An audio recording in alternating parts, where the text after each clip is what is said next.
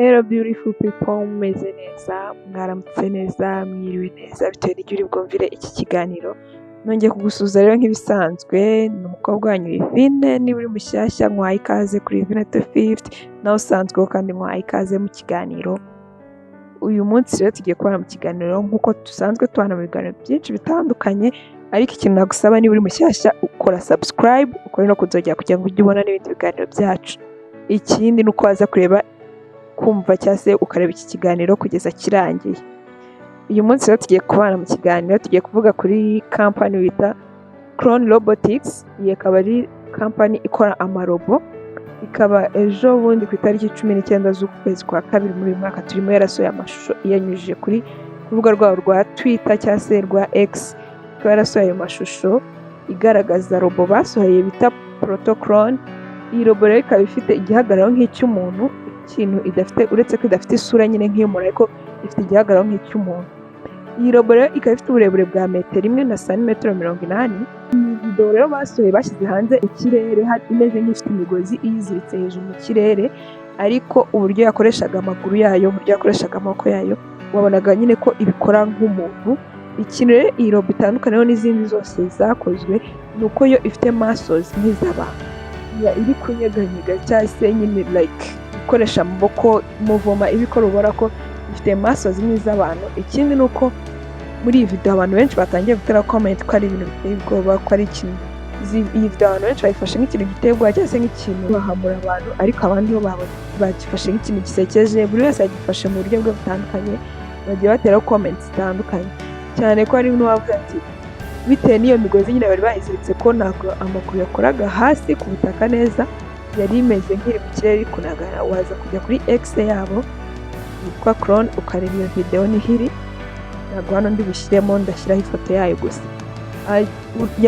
Harimo umuntu umwe wayibonye ateraho comment avuga ati ntabwo byumvikana, ni gute mu minota itageze kuri 5 imaze kuri iyi si yacu ihise ihitamo kwimanika mu mugozi cyangwa se kwiyahura. Ni ibiki ibonye ku buryo byahita bituma yiyahura? Iyi robo rero ikaba ikoranywe, ifite ikoranabuhanga cyangwa se ifite ubushobozi bwo kuba yakimuka nk'umuntu, kuko nawe wumva ushaka kwimuka ahantu ukaba wakimuka, nayo ubwo bushobozi irabufite. Ikindi ni uko ifite muscles 1000. Ikindi ikaba ifite udutsi tugera muri 500 tubasha kumva ibiri hafi aho ngaho cyangwa se dusensinga ibiri hafi aho ngaho, biri hafi yayo, ikaba yamenya ngo hafi yanjye hari iki, hafi yanjye hageze umuntu, hafi yanjye hageze ikintu kinini. Nubwo rero ikigo cyayikoze cya Clone Robotics kivuga ko iyi robo ifite ubushobozi bwo kuba yagendera ku maguru nk'umuntu, iyi ngiyi ikaba iri guhangana n'izindi robo nyinshi zitandukanye, harimo iya Optimus ya Elon Musk na Atlas ya Boston Dynamics. Izi akaba ari robo ziri guhangana nayo ku isoko. Iyi robo rero ikaba ifite barayikoranye moteri y'amashanyarazi ifite ingufu za wate 500. Ishobora gutembereza amazi mu bice byayo byose nk'uko umutima utembereza amaraso mu mubiri w'umuntu. Iyi systeme rero ikora mu buryo bworoshye cyane, kuko urusaku rwayo cyangwa se nyine ijwi isohora kuriya kuntu buri ahantu hari moteri ukumva kuriya kuntu moteri ihinda, yo ifite urusaku rungana na decibel 36. Mu gihe izindi zose ziba zikorwa cyangwa se izindi robo zamaze gukorwa ziba zifite urusaku rwa decibel zingana na 86. Decibel ni ikigereranyo cyangwa se ni unit bapimiramo ijwi, ingano y'urusaku ruri gusohoka. Iyo uri kwireba rero, uri kureba umubiri wayo, ubona imeze nk'umuntu ukomeye, nk'umuntu wakoze gym, nk'umuntu ateruye ibyuma, wakoze siporo. Amaboko yayo arakomeye, muscles zo ku maboko zirakomeye, yaba izo ku maboko yaba n'izo ku maguru, nk'umuntu ufite ingufu. Abantu benshi batangiye guhangayika yuko ishobora kuzagira abantu bamwe na bamwe ikura mu kazi, kuko iza ifite ingufu ziruta iz'abantu, ikora kurusha umuntu. Hari umuntu umwe rero kuri X wagize ati ni byiza ko bayimanitse noneho bayigumisha aho ntibazayirekure, kuko nyine we ashobora kuba yabonaga ko izabije kubangamira wenda nk'akazi yakoraga, ushobora kuzatanga ukavuga ati twanye imashini igakora bawitahiye.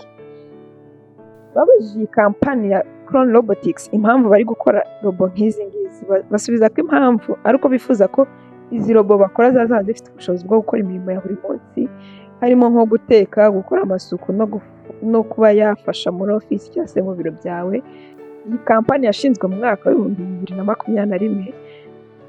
ikaba yarafunguwe muri Poland, niho headquarter yayo iri, ariko ikaba ifite n'ishami muri USA muri California nk'uko nigeze kubivuga hejuru. Ntabwo rero haratangazwa igiciro cy'iyi robo, ubaye uyikeneye igiciro wakishyura kugira ngo uyibone, gusa ariko Mail Online yagerageje kuvugana n'iyi kampani cyangwa se na ba nyiri iyi kampani ngo amenye niba hari igiciro cyateganyijwe kuri iyi robo, gusa kugeza ubu ngubu ubwo nakoraga iki kiganiro ntabwo bari bakabaye babasubiza cyangwa se ngo babwire ngo igiciro kuri iyi robo cyangwa se igiciro kugira ngo umuntu abe yatunga iyi robo asabwa amafaranga ya nayo. Iyi kampani rero ikaba ari Crown Robotics, ikaba ifite headquarter muri Poland nk'uko nabivuze, ikaba yarashinzwe n'uwo bita Danush Radkrishna n'uwo bita Lucas Kozly. Aba rero bakaba barayishinze mu mwaka w'2021. Ikindi nakwibutsa cyangwa se ikindi kintu nakubwira kuri robotics ni uko robo ya mbere yakozwe mu mwaka w'1954. Kugeza ubu ngubu tukaba twagiye tubona innovation muri robotics cyangwa se baragiye bongeramo ubuhanga muri robo bakora, kuko robo yakozwe icyo gihe ntekereza ko ubu ngubu aka kanya barayisize kure cyane, bagiye bongeramo ibindi bintu n'ubundi bwenge. Abantu nyine bamwe na bamwe bakurikiranira amakuru hafi batangiye kwibaza niba nyine izi robo cyangwa se ibintu biri gukorwa, izi mashini ziri gukorwa zitazafata umwanya munini mu buzima bw'abantu cyangwa se mu mibereho ya muntu, ku buryo babona ko bishobora kuzageraho bikarangira nyine ikiremwa muntu kizimye cyangwa se hari ukundi kuntu bigenze kubera ubu bwaba ibintu bikoreye. Ikindi ni uko batangiye kuvuga ko ibyo babonaga nka filime cyangwa se ibyagaragaraga mu mafilime ya siyanse bigiye kuba impamo vuba aha ngaha. Abantu benshi rero batangiye kuvuga ati ese birakwiye nyine twizere ko ibi ngibi tubifate nk'ibisanzwe, twumve ko ari ibintu biri aho, ari ahazaza, ari iterambere, cyangwa dufite impamvu yo kugira ubwoba tugahangayika nyine twumva ko ibi ngibi ari ibintu bije kurimbura isi cyangwa se hari izindi mpamvu zibiri inyuma. Nawe rero muri comment watubwira uko ubyumva, niba ubona koko hari impamvu yo kuba twagira ubwoba, niba ubona hari impamvu yo kuba twahangayika, cyangwa se niba ari iterambere nk'irindi ryose nta kibazo ari ukubyakira nyine tukabana nabyo. Gusa nanone nubwo waba udashaka kubyakira, uko byagenda kose birangira ubyakire kuko ni ku isi iri kudutwara. Wakoze rero kubana nanjye kugeza ikiganiro kirangiye. Bye bye, nawe utaha.